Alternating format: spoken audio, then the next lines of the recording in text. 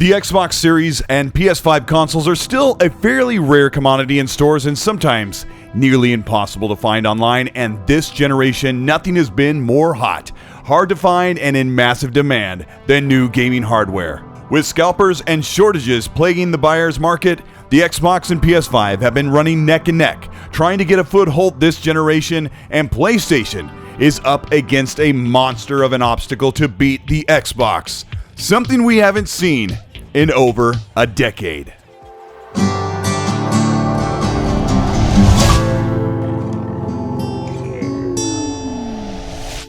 This is Colteastwood. Welcome back to the channel. Today we're going to talk about what some insiders have found out about the Xbox Series consoles and the PS5 supply shortage and what's really going on. If you end up enjoying this video, let me know by liking and subscribing to the channel, hit the bell to be notified, and let's talk about the Xbox Series consoles and the PS5 demand. We are a year and a half into the console generation and games have been excellent, award-winning, on consoles that over half of the consumer base cannot even easily find in the retail space. As the first year closed, Xbox was somehow magically able to provide a swarm of Xbox Series S consoles, edging the worldwide sales unit number in Microsoft's favor in a generation that seemed to belong to the PS5. Now into 2022, the Xbox Series S and X consoles have been winning the race against the PS5, and many are wondering why. To understand how the console supply could flip from the PS5 to the Xbox Series consoles, we have to take a look at four consoles and understand what is under the hood that connects us to a supply shortage and now a surplus of hardware coming out of manufacturing for Xbox, but not for PlayStation. The Xbox Series consoles come in two SKUs, a large and a small console. The PS5 comes in two SKUs as well, a large and a second large console with a disk drive. The Xbox Series S and X are based on a 7nm plus AMD chipset, with the Xbox Series S using essentially half of the silicon in the system on chip in a $300 smaller, lighter, and more affordable console. Xbox had a three-tier strategy for next-generation hardware that began to beat the battle against the PlayStation in the hardware arms race in the long run. The Xbox Series X gets around 196 chips per wafer at 360mm wafers, and the PS5 gets 235 chips per wafer. But the Xbox Series S gets a staggering 358 chips per wafer. Number one in this strategy is the Xbox Series S size and the material needed. The Xbox Series S allows them to use far less materials, keep costs low, and get more out of the silicon wafers, essentially getting two Xbox Series S consoles off the product line and into retail for every Series X being manufactured. With this advantage, Xbox can get more consoles out to market than the PS5 with efficiency and ease. But they did not get more consoles out to market in the first year compared to PlayStation. They fell some 25% behind in worldwide sales. This is because millions of Xbox Series X chips and boards went to the xCloud infrastructure across 27 countries to build up the server blades with next-generation hardware. At this point, Xbox has reached the first goal for cloud gaming hardware in data centers, and now at the end of year one, Xbox Series X consoles are arriving in force to retail online and readily available for the first time in over a year. Number two is the price. Setting Xbox Series S at $300, having that affordable economy S, means that they can cater to the casual market that make up the majority of the consumer base. And three, they can tie up materials to meet demand for the bigger, towering Xbox Series X for the hardcore audience that wants power, performance, and visuals. For many months, the Xbox Series S has been easily found sitting on store shelves across the world. The console still sells out fairly quickly, but the allure of a $300 console paired with Game Pass has helped drive gaming fans over to Xbox or bringing an Xbox into their home as a second console. Strategy number three is the market leader.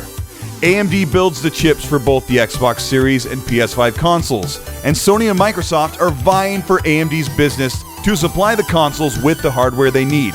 For a decade, the PlayStation has been the market leader, while the Xbox One was faltering through the 2010s. Right now, PlayStation has been struggling with playing second chair to the mighty Microsoft that has market dominance over the PlayStation console because of enterprise. Here is what is happening.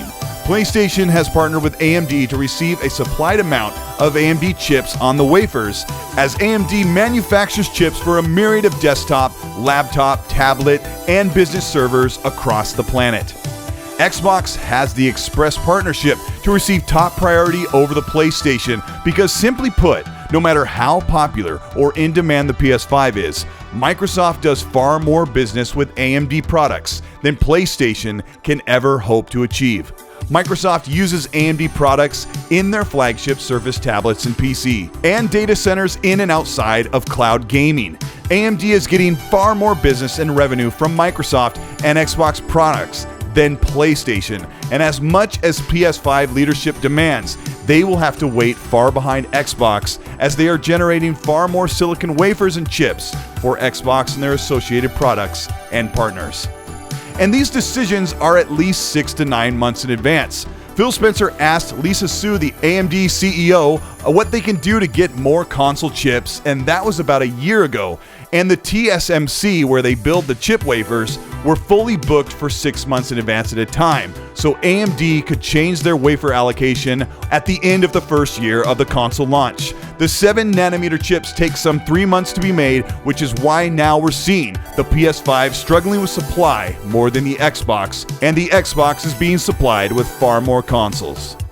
Another reason for the shortage for the PS5 is purely speculative, as it was rumored before the launch in 2020 that chip yields were extremely low for the PS5, with nearly half of them failing tests on the production line.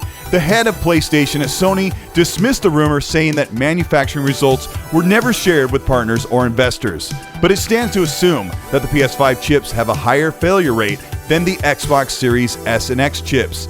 The PS5 has overclocked specs. The AMD equivalent chips for desktop and laptop are overclocked in much higher frequencies than the PS5, so the failure rate can only marginally decrease the yield for the PS5 chips. But right now, with the Xbox Series chips being created in larger numbers, PlayStation will need every advantage if they want to meet consumer demand.